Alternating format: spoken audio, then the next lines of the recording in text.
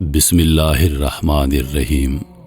پاک پروردگار کے بابرکت نام سے شروع کرتا ہوں جس نے ایمان کی دولت سے مالا مال کیا اور حضور پاک صلی اللہ علیہ وآلہ وسلم کا امتی بنایا۔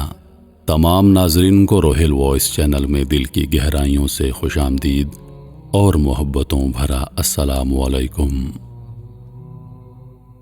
روایت ہے، حضرت سلیمان علیہ السلام نے ملک الموت سے فرمایا، جب میری موت قریب ہو تو مجھ کو خبر دے دینا۔ ملک الموت نے کہا، میں آپ سے زیادہ نہیں جانتا۔ جس طرح آپ کو اپنی موت کی خبر نہیں، اسی طرح مجھ کو خبر نہیں۔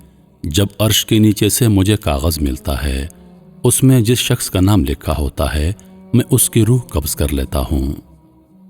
ملک الموت حضرت سلیمان علیہ السلام کی بارگاہ میں آئے اور ان کے ساتھیوں میں سے ایک کو بڑے غور سے دیکھنے لگے۔ جب آپ چلے گئے تو اس شخص نے سلیمان علیہ السلام سے دریافت کیا، یہ شخص کون تھا؟ آپ علیہ السلام نے فرمایا، یہ ملک الموت تھے۔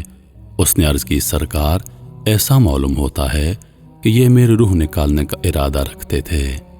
آپ علیہ السلام نے فرمایا، پھر تمہارا کیا ارادہ ہے؟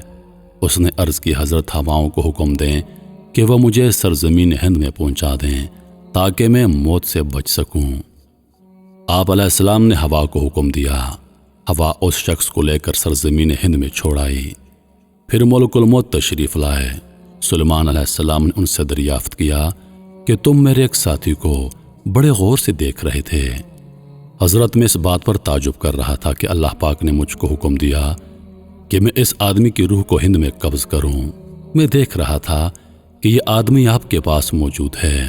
میں سوچ رہا تھا کہ میں اس کی روح کو ہند میں کیسے قبض کروں گا۔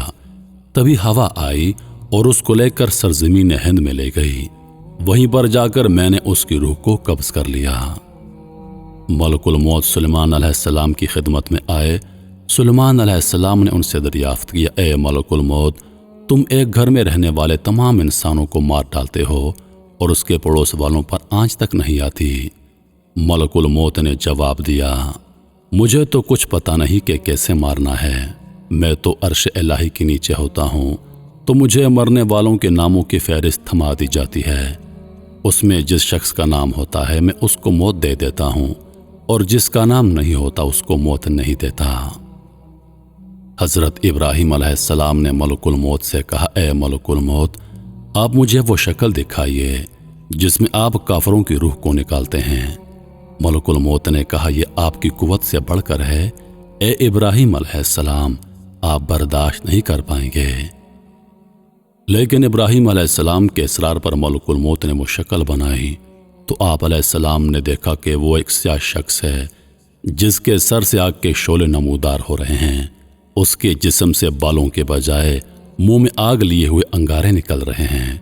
اس کے کانوں سے بھی آگ نکل رہی ہے۔ یہ دیکھ کر حضرت ابراہیم علیہ السلام بے ہوش ہو گئے۔ اب جو دیکھا تو ملک الموت اپنی شکل میں موجود تھے۔ ابراہیم علیہ السلام نے ملک الموت سے کہا، اب یہ بتائیے کہ مومن کی جان آپ کس طرح نکالتے ہیں؟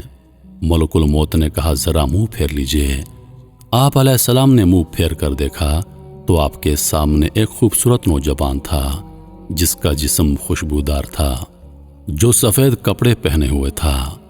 حضرت ابراہیم علیہ السلام نے فرمایا، اگر مومن کو صرف آپ کا دیدار نصیب ہو جائے تو یہ کافی ہے۔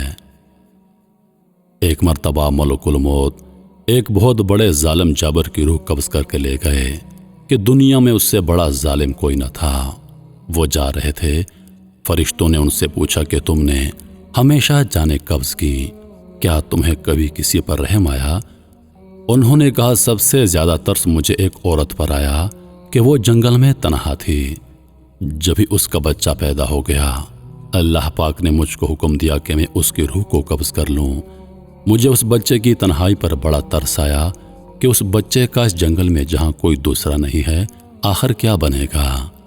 فرشتوں نے کہا، اے ملک الموت، یہ ظالم جس کی تم روح لے کر جا رہے ہو یہ وہی بچہ ہے۔ ملک الموت حیرت میں رہ گئے، کہنے لگے، مولا تو پاک ہے، بڑا مہربان ہے، جو چاہتا ہے تو کرتا ہے۔ حضرت حسن بصری رحمۃ اللہ علیہ فرماتے ہیں، جب کوئی شخص مر جاتا ہے اور اس کے گھر والے رونا شروع کر دیتے ہیں تو मलकुल मौत उसके दरवाजे पर खड़े होकर कहते हैं, मैंने इसकी रोज़ी नहीं खाई, ये अपनी रोज़ी ख़त्म कर चुका था। मैंने इसकी उम्र को कम नहीं कर दिया। मुझे तो उस घर में आना है और बार बार आना है जब तक कि सब ख़त्म ना हो जाएं। हज़रत हसन रज़ी अल्लाह ताला अन्हु फरमाते हैं, खुदा की कसम, अगर घर वाले उस वक्त उस फरिश्ते को देखें और उसकी बातें सुन लें तो वो मुर्दे को भूल जाएं और अपनी फिक्र में पड़ जाएं। बनी इसराइल के जालिमों में से एक जालिम अपने घर में बैठा अपनी बीवी से बातें कर रहा था। इतने में देखा कि एक अजनबी शख्स दरवाजे से अंदर चला आ रहा है। वो शख्स नहायत गुस्से में उसकी तरफ लपका, उससे पूछा, तू कौन है और घर में आने की तुझे किसने इजाज़त दी? उसने कहा, मुझे इस घर के मालिक ने अंदर आने को कहा और मैं वो हूँ जिसको ना कोई पर्दा रोक सकता है, ना बादशाहों के पास जाने के लिए मुझे इजाज़त की ज़रूरत होती है। ना किसी जालिम के जुल्म से मैं डरता हूँ, ना किसी मगरूर मुतकब्बर के पास जाने से मुझे कोई चीज़ मना कर सकती है। उसकी ये गुफ्तगू सुनकर वो जालिम बड़ा खौफज़दा हो गया, बदन में कपकपी आ गई और औंधे मुंह गिर गया और उसके बाद आजिज़ी के साथ कहने लगा, फिर तो आप मलकुल मौत हैं। उसने कहा, मैं वही हूँ। साहिब मकान ने कहा, आप मुझे इतनी मोहलत दे दें कि मैं वसीयतनामा लिख दूँ। मलकुल मौत ने कहा कि अब इसका वक्त दूर चला गया है, अब तेरे लिए ज़रा सी ताख़ीर की भी गुंजाइश नहीं। साहिब मकान ने पूछा, आप मुझे कहाँ लेकर जाएंगे? फरिश्ते ने कहा, तुम्हारे अमाल जो आगे गए होंगे उनके पास तुमको लेकर जाऊंगा। जैसे अमाल तुमने दुनिया में किए, तुमको क़यामत में वही ठिकाना मिलेगा और जिस किस्म का घर तूने इस जहां में बना रखा होगा वही तुझे मिलेगा। उसने कहा, मैंने तो नेक अमाल कुछ नहीं किए और ना कोई उम्दा घर अपने लिए बना रखा है। मलकुल मौत ने कहा, फिर तो मैं तुमको आग की तरफ लेकर जाऊंगा। ये सूरह मारिज की आयत की तरफ इशारा है जिसका तर्जुमा यह है, बेशक वो आगे से देखती है जो खाल तक खींच लेगी, और उस शख्स को जिसने दुनिया में हक से मुंह फेरा और जहन्नम की आग उसको खुद बुला लेगी, यानी अपनी तरफ खींच लेगी। उसके बाद फरिश्ते ने उसकी जान निकाल ली। घर में कोहराम मच गया, कोई रो रहा था, कोई चिल्ला रहा था। कहते हैं, अगर लोगों को मालूम पड़ जाए कि मुर्दे पर उस वक्त क्या गुजर रही है तो उसके मरने से ज़्यादा आहोबका उसकी हालत पर होने लगे जो उस पर गुजर रही है। अल्लाह पाक हम सबको मौत की सख्ती से बचाए। अल्लाह पाक मौत के वक्त हम सबको कलमा तय्यबा पढ़ना नसीब फरमाए और हम सबको अल्लाह पाक मौत की सख्तियों से अपनी पनाह में रखे। आमीन या रब्बुल आलमीन।